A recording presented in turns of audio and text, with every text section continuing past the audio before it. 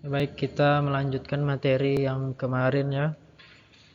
Yang mana pembahasan kemarin itu ada dua. Yang pertama pengertian cerita imajinasi, yang kedua ciri-ciri cerita imajinasi ya.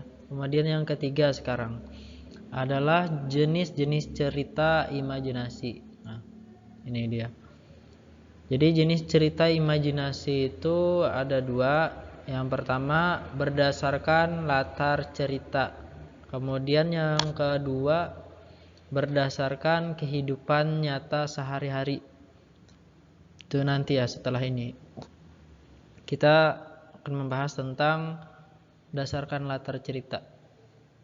Nah, berdasarkan latar cerita ini ada tiga lagi, yaitu yang pertama latar lintas waktu masa lampau. Lintas waktu masa lampau, ceritakan sesuatu di masa lampau. Kemudian latar waktu sezaman. Sezaman ya, ini cerita di masa sekarang, itu ya, sezaman dengan kita. Kemudian latar lintas waktu futuristik atau masa akan datang. Nah, itu masa-masa yang kita tidak tahu ke depannya, tapi di dalam cerita tersebut sudah digambarkan seperti itu keadaannya. Seperti itu ya. Kemudian untuk lebih jelasnya di sini ada salah satu video yang menggambarkan tentang latar cerita ini. Ada latar lintas waktu masa lampau, sezaman, dan futuristik. Coba kita lihat, kita saksikan ya, dan disimak benar-benar.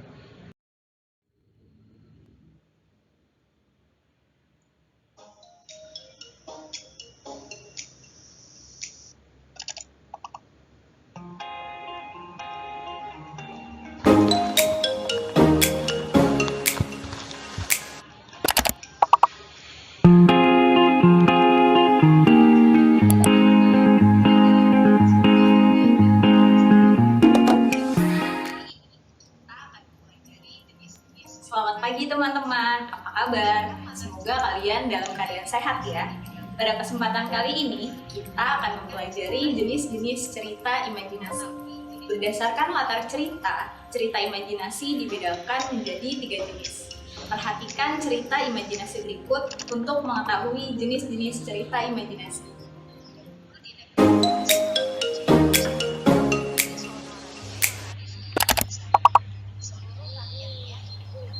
Dahulu di negeri Alas, Nangro Aceh Darussalam, ada seorang raja yang arif dan bijaksana. Seluruh rakyatnya hidup damai. Namun raja tersebut belum memiliki anak yang akan mewarisi tahta kerajaan. Sang raja dan permaisuri berdoa agar cepat diberi keturunan. Tidak berapa lama, akhirnya permaisuri pun mengandung. Ketika tiba saatnya, permaisuri melahirkan anak laki-laki yang diberi nama Amat Mude. Cerita imajinasi tersebut merupakan cerita imajinasi yang terjadi pada masa lampau. Tokoh dan latar cerita menggunakan nama pada zaman dahulu. Contoh cerita imajinasi tersebut adalah dongeng dan hikayat.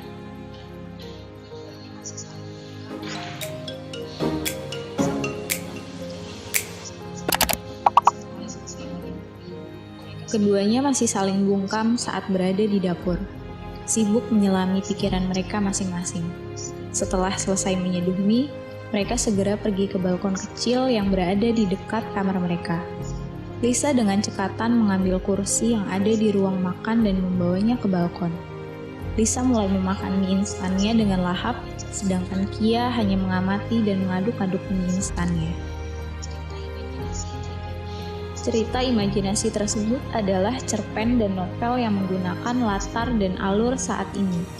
Cerita imajinasi terjadi pada masa sekarang. Tokoh dan latar cerita menggunakan nama pada zaman sekarang.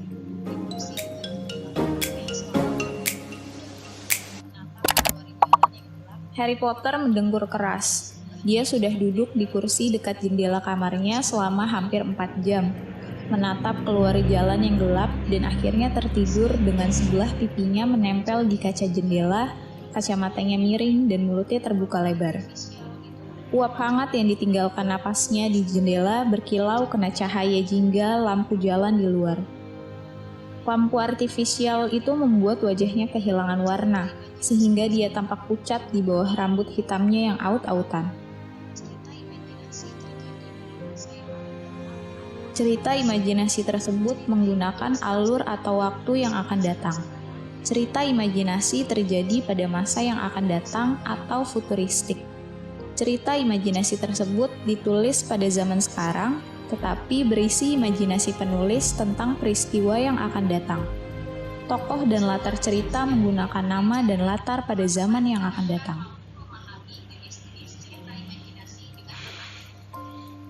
Setelah menyaksikan video pembelajaran, teman-teman diharapkan mampu memahami jenis-jenis cerita imajinasi dengan tepat. Penjelasannya sangat jelas ya. Disuguhkan langsung kita ke dalam alur ceritanya. Yang pertama tadi mengisahkan zaman raja-raja atau cerita hikayat kalau seperti itu. Kemudian yang kedua cerpen ya atau novel. Nah, dan yang ketiga tadi adalah cerita tentang Harry Potter ya. Seperti itu. Mudah sekali dipahami. Setelah itu kita masuk ke jenis lagi.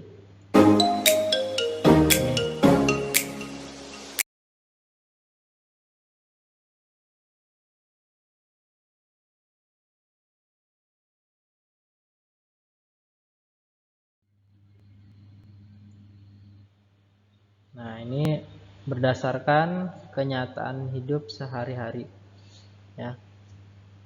Apa aja? Ada cerita imajinasi total dan cerita imajinasi irisan.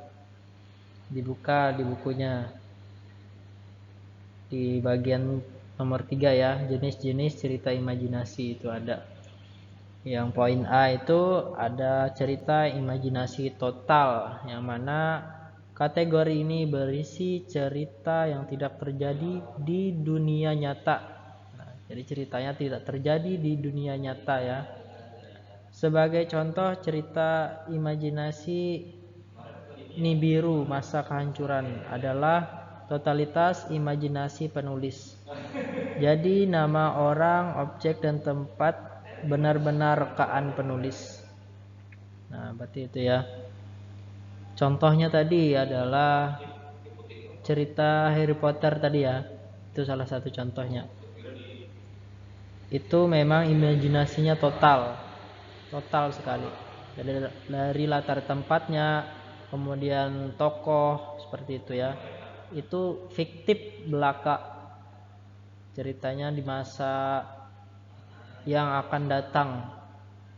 Seperti itu ya. Di situ boleh kalian baca juga, ada contoh di situ. Masa kehancuran. Yang punya buku boleh dibaca contohnya. Yang tidak punya buku, tadi ada gambaran ya tentang cerita Harry Potter tadi ya. Nah, seperti itu. Kemudian yang kedua ini, cerita imajinasi irisan. Nah, imajinasi irisan. Cerita dengan kategori ini berisi cerita yang mengungkapkan imajinasi. Nah, masih imajinasi juga. Tetapi masih menggunakan nama orang, objek dan tempat yang ada di dunia nyata ya. Tempatnya di dunia nyata masih seperti itu. Tetapi masih imajinasinya itu masih kuat, masih ada. Kemudian kisahnya pun di dunia nyata seperti itu ya. Itu untuk irisan-irisan. Untuk irisan-irisan seperti contohnya film-film karya Marvel, Hollywood, Bollywood seperti itu ya. Imajinasi. Jadi ada tokoh-tokoh pahlawan yang di masa sekarang itu yang tidak masuk akal. Seperti itu ya. Maksudnya seperti itu. imajinasi irisan. Tapi dia untuk kehidupan dalam kenyataannya itu memang ada. Maksudnya ceritanya itu kehidupannya di masa sekarang, memang benar itu. Misalnya latar tempatnya masih di bumi misalnya, berarti itu kan latar tempatnya masih di bumi, bukan di dunia lain, bukan. Bisa juga dia masuk ke dunia lain lagi. Misalnya di mana? Misalnya di kehidupan dewa-dewa misalnya. Kehidupan alam roh. Nah, itu di cerita imajinasi irisan itu seperti itu. Terus kembali lagi ke kehidupan nyata seperti itu ya untuk imajinasi irisan. Nah, mudah-mudahan bisa dipahami di sini. Kalau total ini memang total cerita imajinasinya. Tidak terjadi di dunia nyata. Bisa dia di dunia dewa-dewa, dunia roh, di kehidupan yang tidak ada di muka bumi ini, yang kita lihat dengan mata kepala kita sendiri. Itu ya, untuk imajinasi total ini hanyalah imajinasi atau fiktif belaka. Kemudian kita lanjut lagi.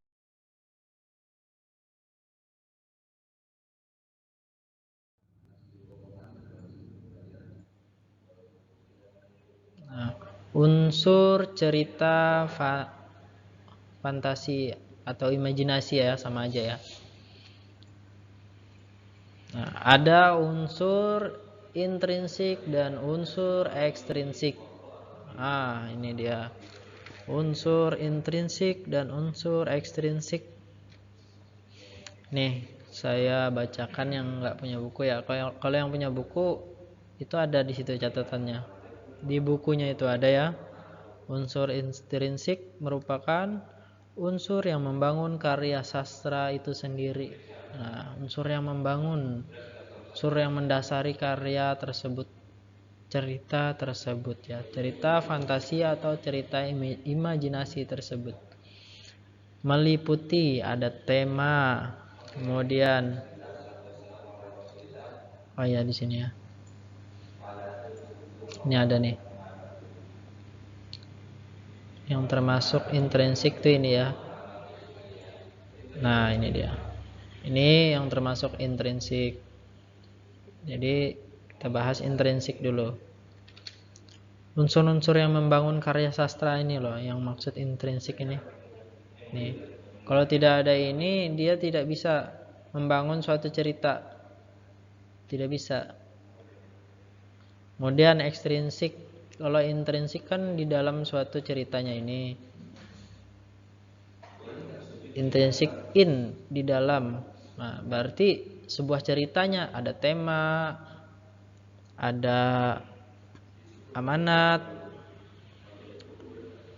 latar, tokoh dan penokohan, alur, konflik, dan sudut pandang ya. Nah, seperti itu. Unsur-unsur kemudian yang ekstrinsik lagi. Ekstrinsik itu ada unsur ekstrinsik merupakan unsur-unsur yang berada di luar karya sastra tersebut. Jadi di luar karya sastra ini. Nah, maksudnya di luar karya sastra itu maksudnya apa? Tidak terdapat di dalam ceritanya ini, di dalam unsur intrinsik ini tidak terdapat, tetapi dia dapat memengaruhi ini unsur intrinsik. Dia bisa memengaruhi. Kenapa? Karena ekstrinsik ini adalah ibaratnya itu seseorang. Ini adalah manusia misalnya. Bukan misalnya lagi, ini memang ekstrinsik ini adalah orangnya. Misalnya nih saya membuat suatu tulisan. Nah, jadi ekstrinsik itu saya. Ekstrinsik itu saya ya. Dan tulisan saya itu hasilnya adalah intrinsik ini. Nah, kenapa saya katakan ini bisa ekstrinsik ini bisa memengaruhi intrinsik? Karena cerita yang saya punya, bahasa yang saya miliki, bahasa yang saya pakai sehari-hari yang sangat kental dengan kehidupan saya akan memengaruhi suatu cerita ini. Pasti itu. akan sangat mengaruhi. Seperti itu ya. Nih, misalnya dari segi bahasa.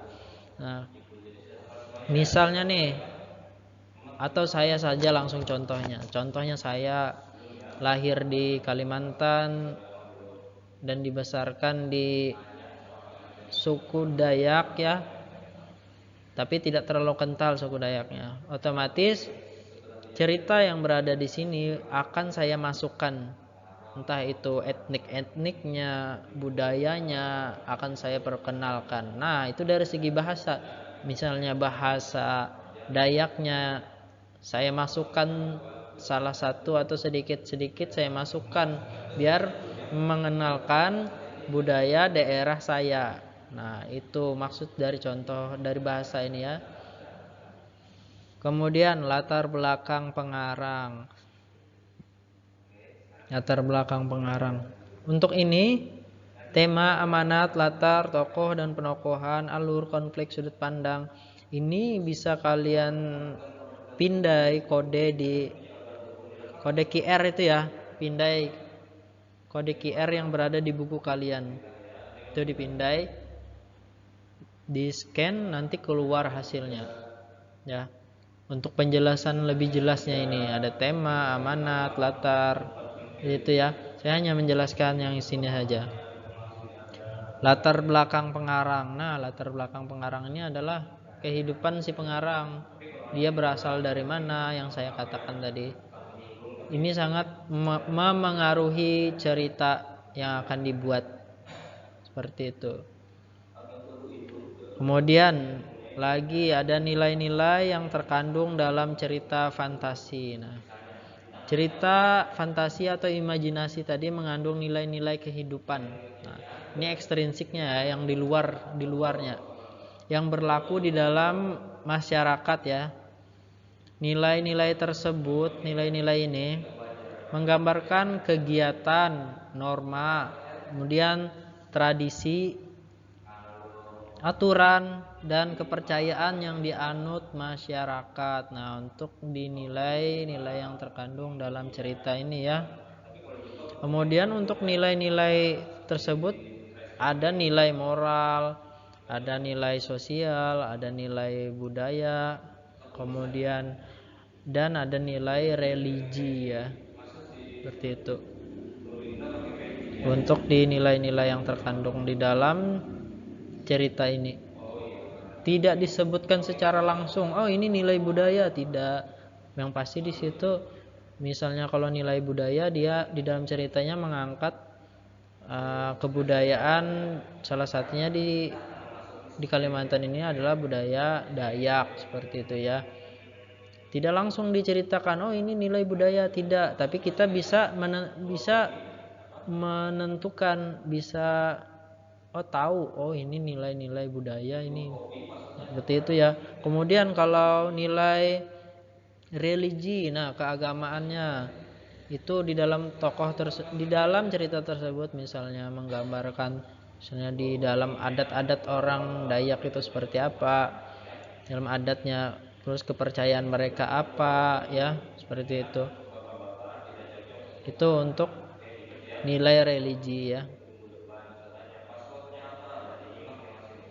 Mudah-mudahan bisa dipahami untuk di sini.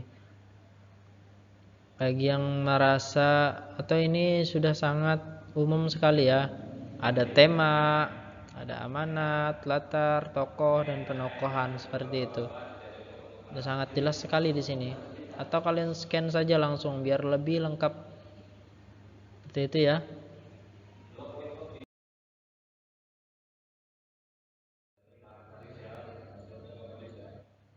Nah, sekarang penceritaan kembali isi cerita fantasi. Nah, langkah-langkah penyampaian cerita fantasi atau imajinasi tadi ya. Di sini yang pertama kita bahas langkah penyampaiannya dengan cara tertulis ya. Dengan cara tertulis.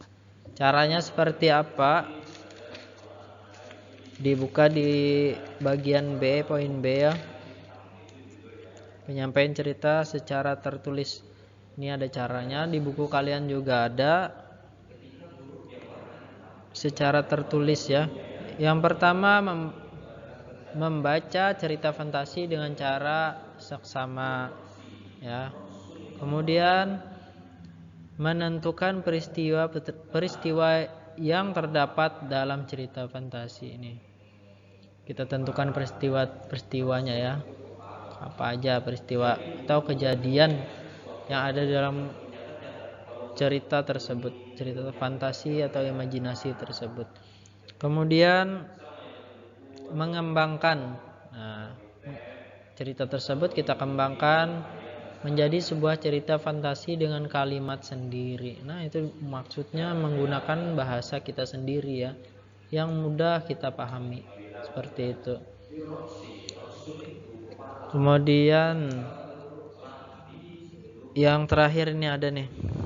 Yang keempat, peristiwa dalam cerita imajinasi dikembangkan sesuai dengan urutan isi cerita imajinasi. Nah, jadi harus sesuai urutan ya. Dari membaca, menentukan peristiwanya, kemudian sudah ditentukan itu dikembangkan lagi menggunakan bahasa kita sendiri. Seperti itu ya. Itu untuk tertulis. Kemudian untuk lisan atau berbicara secara langsung atau menceritakan dari cerita imajinasi tadi. Nih, setelah kita menulis nih, kita akan menceritakan kembali. Di buku kalian itu kan tidak ada tuh cerita. Di sini hanya disuruh memindai QR code untuk mengetahui cara penyampaian kembali si cerita imajinasi. Seperti itu ya. Tapi di sini sudah saya tayangkan. Nah, ini dia.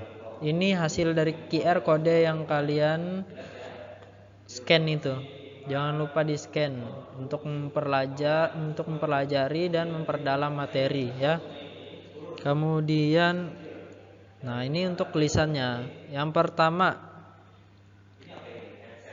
yaitu harus membaca keseluruhan cerita tersebut ini. Kemudian ini lagi catat tokoh dalam cerita fantasi. Nah, kita harus mencatat tokoh-tokohnya. Ini ya. Nah, ini. Catat tokoh-tokoh dalam cerita fantasi. Kemudian yang ketiga, catat peristiwa penting. Nah, peristiwa setelah kita mencatat para tokohnya, kita disuruh catat peristiwa penting, apa aja kejadian penting yang perlu kita sampaikan nanti. Kemudian catat latar ceritanya. Nah, ini latar itu ada latar tempat, waktu, suasana, ya. Itu latar-latarnya.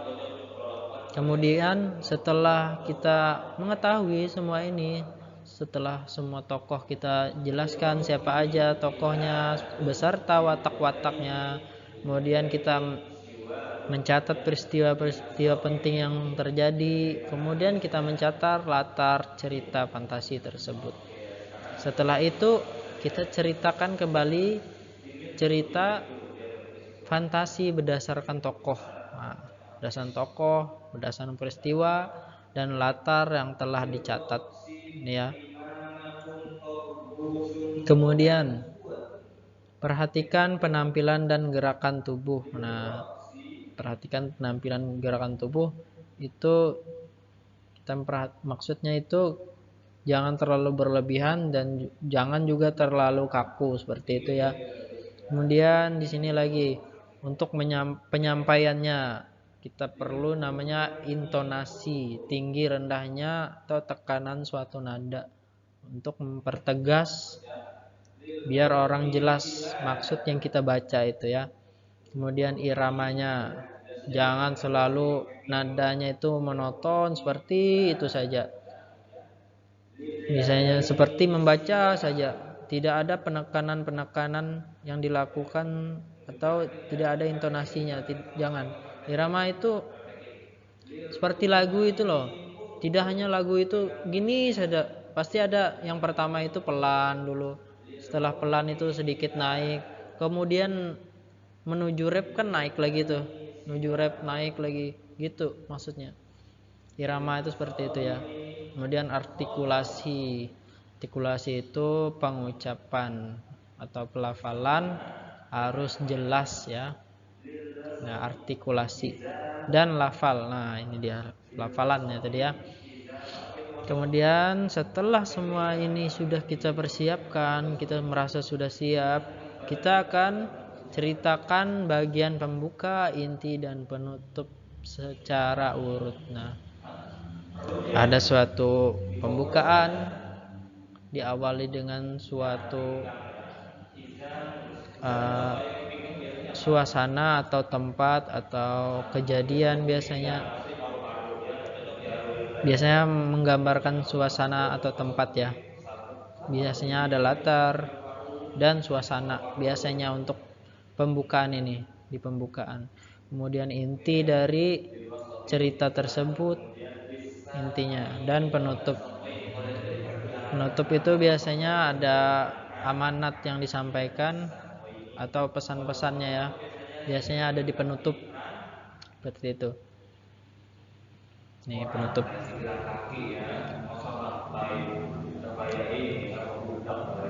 Mudah-mudahan dari yang sudah kita pahami, kita pelajari ini, yang saya sampaikan dapat jelas kalian mengerti ya.